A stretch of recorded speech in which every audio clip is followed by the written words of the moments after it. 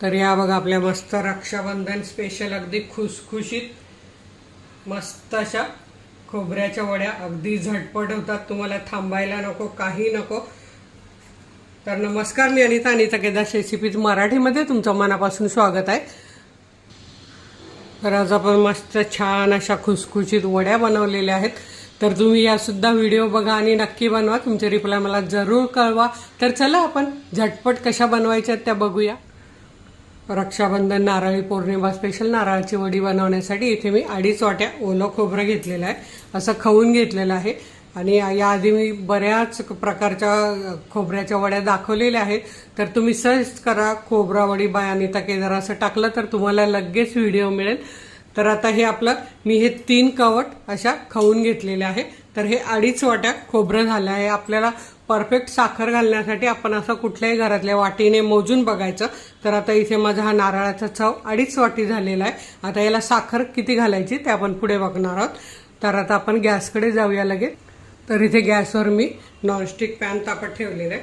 त्यात आपण हे 1 चमचाभर मोठा चमचाभर तूप टाकून घ्यायचं. साजूक तूप, हे माझं घरीच बनवलेलं तूप आहे. आणि हे सगळीकडे असं आधी लावून घ्यायचं आहे. आता आपल्याला यात हा सगळा नारळाचा चव घालून घ्यायचा आहे. आणि हे 1-2 मिनिटं तरी आपल्याला हे भाजून घ्यायचं आहे. सगळीकडे सारखं भाजलं गेलं पाहिजे. एकदम कमी साहित्यात महिनाभर ते 1.5 महिना किंवा संपेपर्यंत, माझी तर वस्तू खराब होत नाही, संपेपर्यंत टिकते. संपेपर्यंत टिकणारी ही नारळवडी आहे. तर आता आपल्याला साखर किती घ्यायची ते मी दाखवते. आता इथे मी हा ओला नारळ 3 मिनिटं जवळजवळ असं छान भाजून घेतलेला आहे, परतून घेतलेला आहे. म्हणजे यातला जो पाण्याचा अंश होतो तो कमी होतो. आता आपल्याला यात किती घालायची साखर, तर 1.5 वाटी साखर घालायची आहे. आणि वजनी म्हणाल तर तुम्ही जवळजवळ 350 किंवा 370 ग्राम अशी साखर भरते. आणि हे माझं मेजरमेंटचीच कपची वाटी आहे. म्हणजे ही 250 ml याच्यात दूध बसतं किंवा पाव किलो साखर बसते. तरी 350 ग्राम आपल्याला साखर घालायची आहे. पण वाटीने आपल्याला कसं, कुठलीही वाटी आपण घरातली घेतली तर 2.5 वाट्यात चव असेल तर 1.5 वाटी साखर अगदी परफेक्ट होते. जास्त गोड पण नाही आणि कमी गोड पण नाही. जर तुम्हाला जास्त गोड हवी असेल तर अजून पाव वाटी घाला. आणि ज्यांना कमी गोड हवी त्यांनी 1.25 वाटी घाला. पण 1.5 वाटी मी सांगेन अगदी परफेक्ट आहे. आता आपण हे साखरेला पाणी सुटेपर्यंत बारीक गॅसवर परतून घेऊया. आणि साखर विरघळेपर्यंत गॅस बारीक ठेवायचा. आणि जेव्हा साखरेला पाणी सुटायला लागलं की अगदी मीडियम करायचा.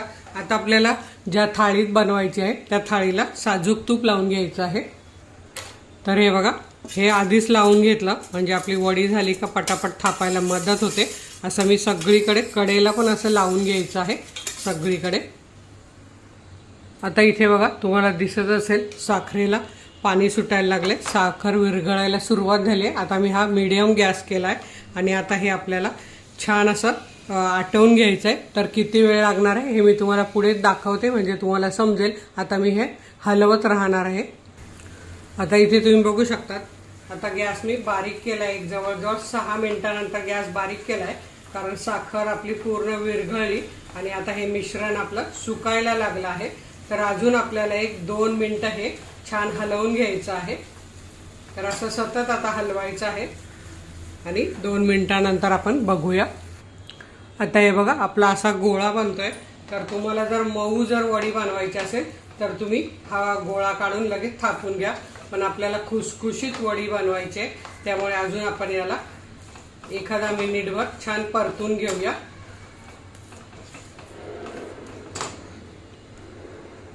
एक मिनिटानंतर मिश्रण बघा आपलं असं होत आलेलं आहे छानपैकी. आता आपल्याला काय करायचं आहे, एखादा थोडासा गोळा घेऊन यात असा थंड करून बघायचा आहे त्याची गोळी बनते का. तोपर्यंत याला आपल्याला असंच हलवत राहायचं आहे.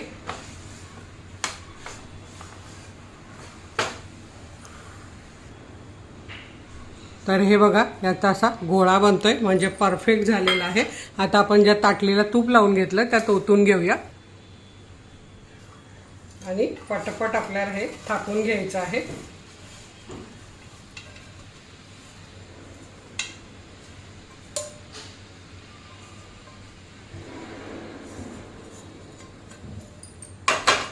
तर मी इथे माझ्याकडे हे जे आहे लाकडाचं पापड भाजायचं याने असं पटपट थापून घेते, म्हणजे ही वडी छान सेट होते आणि अगदी प्लेन होते। हे बघा, आणि इथे तुम्हाला होत आल्यावर वेलची पावडर घालायची असेल तुम्ही घालू शकतात, पण माझ्या मुलांना अशीच आवडते, कुठलाही फ्लेवर नसलेली खोबरावडी, त्यामुळे मी नाही घालत। हे बघा किती छान सेट झालेली आहे, अगदी परफेक्ट होते।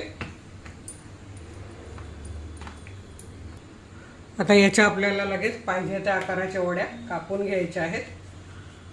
हे बघा एकदम छान होतात ह्या वड्या आणि झटपट होतात, तुम्हाला थंड करा 1-2 तास हे करा याची झंझट नाही। तर आता मी या सगळ्या वड्या कापून घेते आणि तुम्हाला दाखवते। कट करून झाल्या, एक 5-10 मिनिटं आपण थंड करून घेऊया। तर इथे तुम्ही बघू शकतात आपल्या वड्या थंड झालेल्या आणि आता आपण ह्या काढून घेऊया।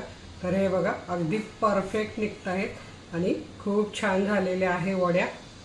तर तुम्ही सुद्धा अगदी झटपट तुम्हाला निघायचं आणि तेवढ्यात पटकन जरी वड्या बनवून तुम्ही भावाकडे जाताना बनवून घेतल्या तरीही चालेल। आता हे मी कढईचं तुम्हाला एक तोडून दाखवते, किती छान झालेले तुम्ही बघू शकतात। हे बघा अगदी खुसखुशीत तोंडात टाकताच विरघळणारी वडी आपली तयार झाली आहे। तर तुम्ही सुद्धा नक्की बनवून बघा, व्हिडिओला लाईक करा आणि आपल्या मित्रमैत्रिणींना शेअर करायला विसरू नका। वेळात वेळ काढून व्हिडिओ बघितल्याबद्दल तुमचे मनापासून धन्यवाद। अशाच माझ्या छान छान रेसिपी बघा, बनवा, खा आणि हेल्दी राहा। धन्यवाद।